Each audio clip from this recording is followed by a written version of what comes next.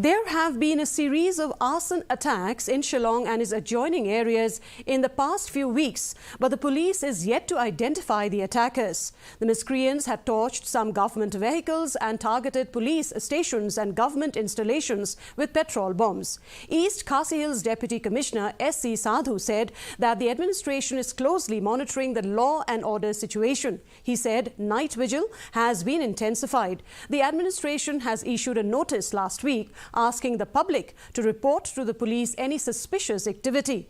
The administration is using the existing forces strategically and as such not keen on deploying additional forces. It is also watching the movement of people after 9 p.m, the DC said.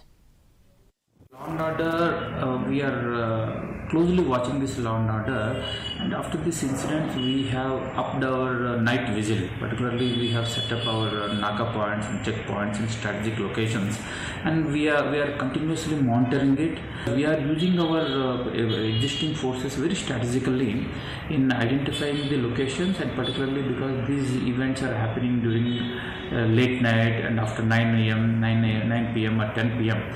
So we are closely watching the movements of the people after 9 p.m.